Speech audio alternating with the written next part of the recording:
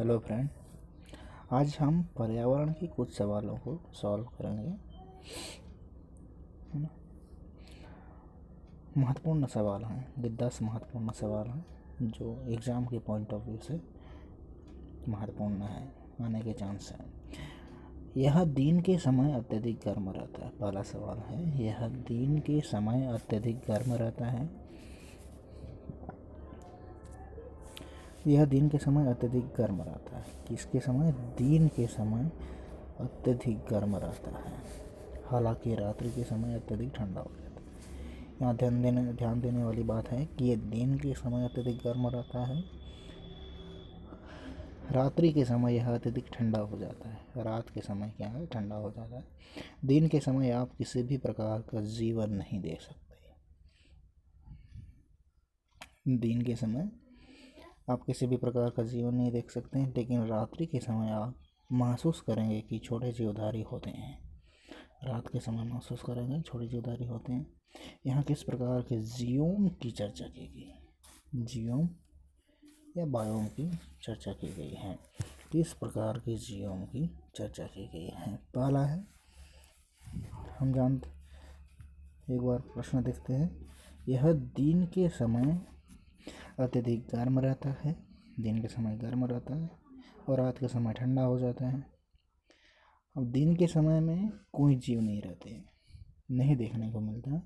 रात के समय में छोटे जीवधारी रहने के चांस है ना। किस टाइप के बायोम है, किस टाइप का जीवम है?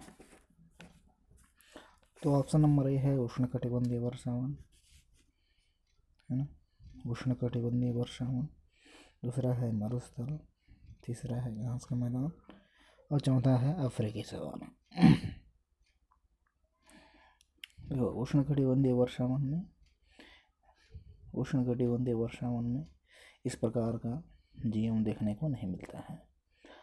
ऑप्शन नंबर ए तो नहीं हो सकता। ऑप्शन नंबर बी मरुस्थल है। ऑप्शन नंबर सी घास का मैदान है। घास के मैदान में भी ऐसा नहीं हो सकता। अफ्रीकी सवाना में भी ऐसे नहीं हो सकता। मरुस्थल में ऐसा होता है। तो ऑप्शन नंबर बी क्या है? ये करेक्ट आंसर है। देखो, मरुस्थल में क्या होता है, जब रेत है, रेत है,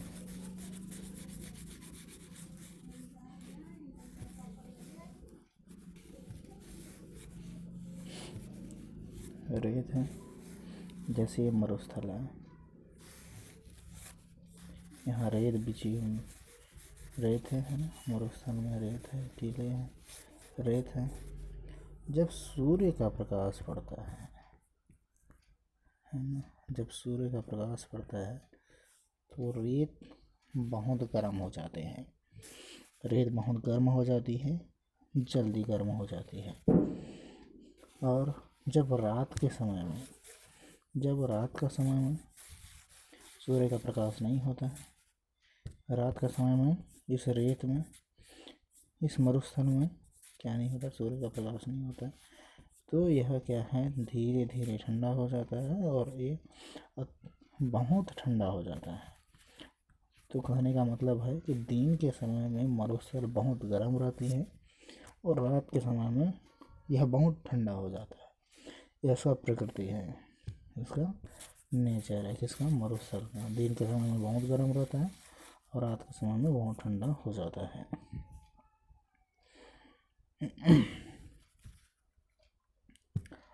उसके बाद है दूसरा सवाल, जीवों के विलुप्त होने की प्रक्रिया का पहला चरण निम्न में से कौन सा है? किसका बात कर रहे हैं? जीवों का विलुप्त होने की पहला चरण, जीवों के विलुप्त होने की प्रक्रिया, प्रोसेस का पहला चरण निम्न में से कौन सा है? पहला चरण क्या हो सकता है? पहला चरण क्या हो सकता है? पहला चरण क्या है वो देखेंगे। पहला है ऑप्शन नंबर ए पारिस्थितिकी विलुप्तीकरण, मतलब इकोसिस्टम का विलुप्तकरण, पूरा इकोसिस्टम का विलुप्तकरण। प्रथम चरण कह रहा है ना, पहला चरण। तो पारिस्थितिक विलुप्तीकरण, पारिस्थिति में बहुत सारे आते हैं। पूरा इकोसिस्टम का विलुप्तीकरण बात हो रहा है तो ये शायद नहीं हो सकता। सामूहिक विलुप्तीकरण ये भी नहीं है, सामूहिक रूप से है।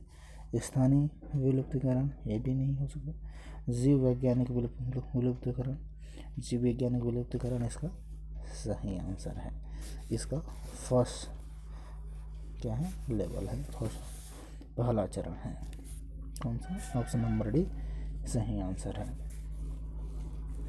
तो उसके बाद क्वेश्चन नंबर 3 देखते हैं। निम्न में से कौन सी विधि इन सीटू संरक्षण के लिए नहीं आती है? इन सीटू संरक्षण के अंतर्गत नहीं आती है।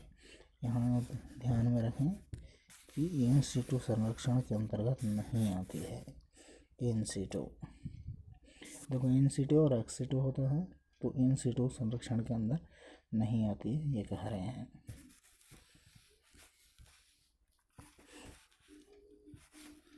देखो पहला ऑप्शन है राष्ट्रीय उद्यानों की स्थापना, है ना, इन सीटू का बात हो रहा है, नहीं आती है।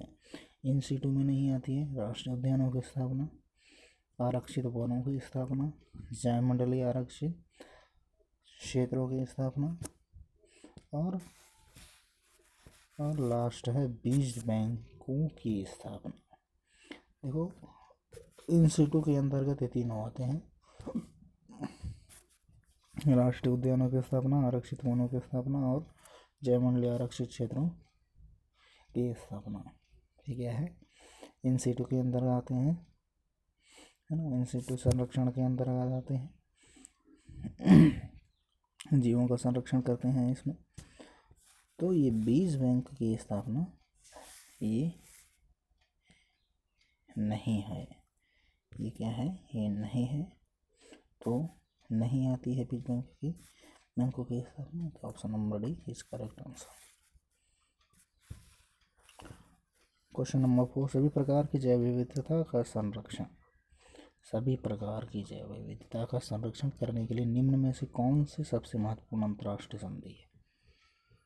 निम्न में से कौन सी महत्वपूर्ण अंतर्राष्ट्रीय संधि है?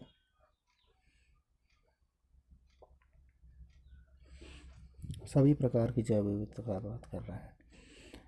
जैव विविधता का संरक्षण CITES UNCLOS बालास्ट जल का संरक्षण। तो इसका करेक्ट आंसर होगा ऑप्शन नंबर ए, जैव विविधता का संरक्षण। ऑप्शन नंबर ए चौथा का आंसर है जैव विविधता का संरक्षण। सभी प्रकार के जैव विविधता का संरक्षण होता है इसमें, जैव विविधता का संरक्षण। क्वेश्चन नंबर 5 है, कछुए की निम्न में से कौन सी प्रजाति प्रतिवर्ष बच्चे देने के लिए भारत के पूर्वी तट पर बड़ी संख्या में आती है? भारत का पूर्वी तट, जैसे भारत है इसका पूर्वी तट यहाँ पूर्वी तट पर आती है।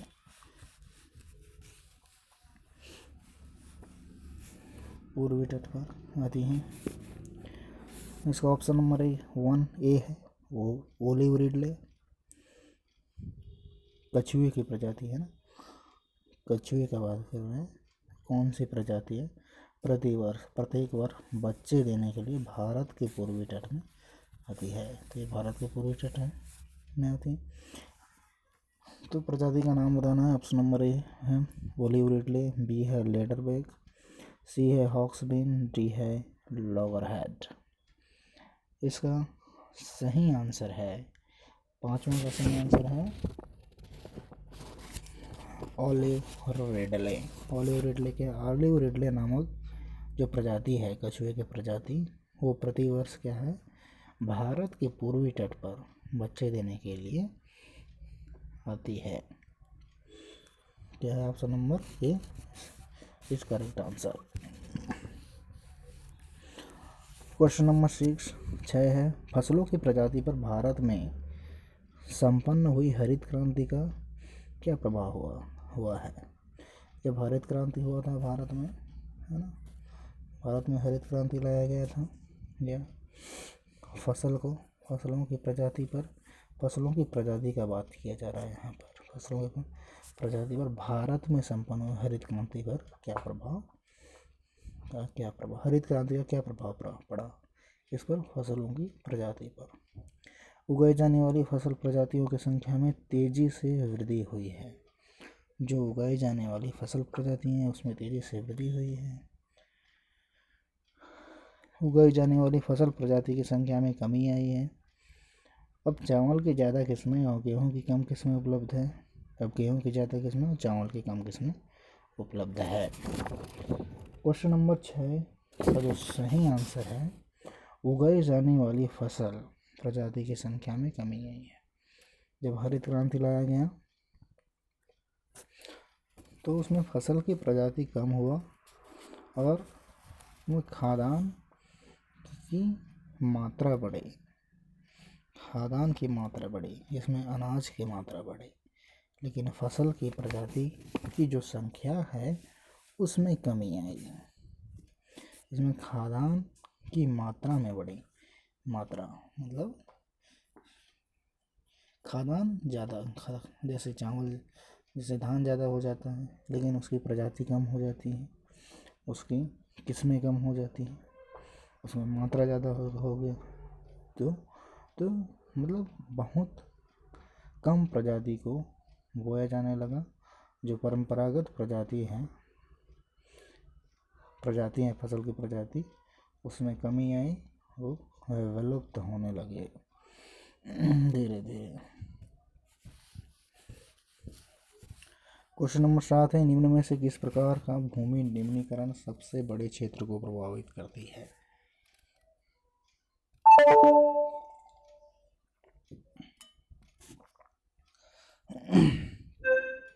निम्न में से किस प्रकार का भूमि निम्नीकरण सबसे बड़े क्षेत्र को प्रभावित करती है? पहला है जल अपरदन, दूसरा है वायु अपरदन, तीसरा है लवणीकरण और चौथा डी है जल का जमाव।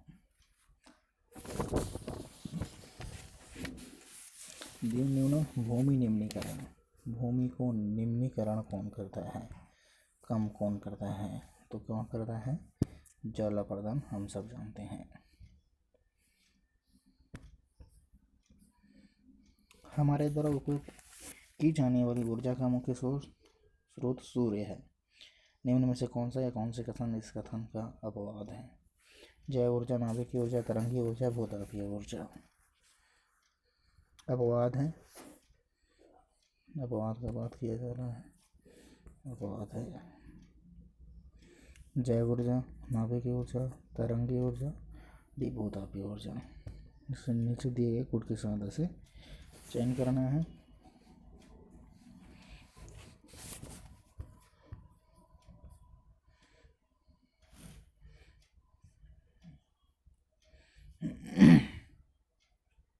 देखो, जैव ऊर्जा चयन करना है। जैव ऊर्जा है वो हमें मिल जाता है सूर्य से, और क्या है? तरंगीय ऊर्जा हमें सूर्य से मिल जाता है, लेकिन नाभिकीय ऊर्जा और भूतापीय ऊर्जा हमें सूर्य से नहीं मिलता है। इसी कारण बी और डी इसका आंसर होना चाहिए, आंसर है।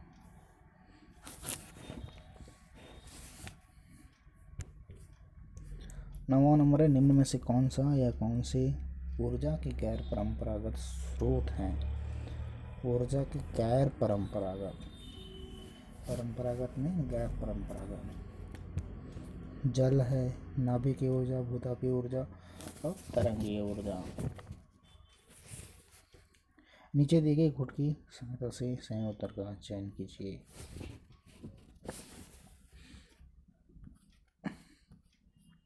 गैर परंपरागत, देखो नाभिक ऊर्जा, भूतापीय, तरंगीय ऊर्जा क्या है?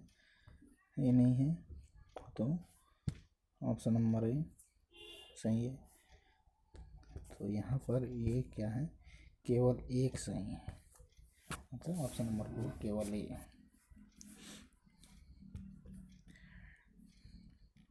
क्वेश्चन नंबर 10 है जलवायु परिवर्तन पर अंतर्राष्ट्रीय पैनल IPCC क्या है? IPCC क्या है?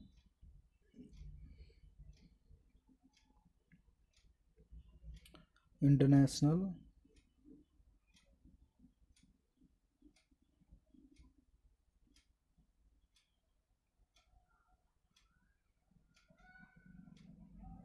है ना IPCC।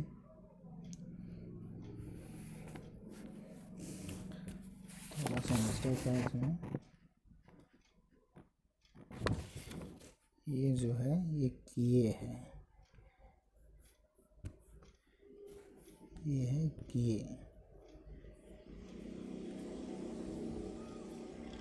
किए है या किए हो सकता है।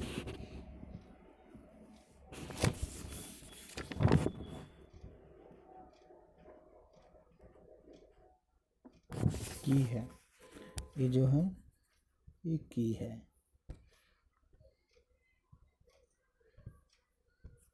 की है भूमिका का कार्य के संबंध में निम्न में से कौन से कथन सत्य है? जलवायु परिवर्तन पर अंतर्राष्ट्रीय पैनल की भूमिका एवं कार्य के संबंध में निम्न में से कौन से कथन सत्य हैं?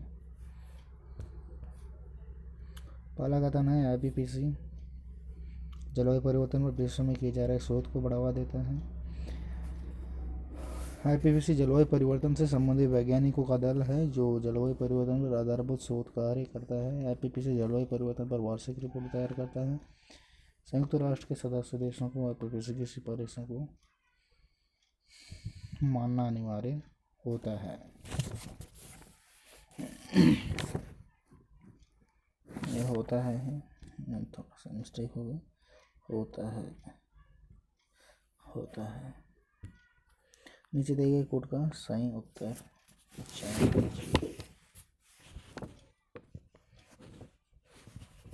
तो ऑप्शन नंबर जो है इसमें नीचे केवल एक है, केवल BC है, ABCD है, CD है।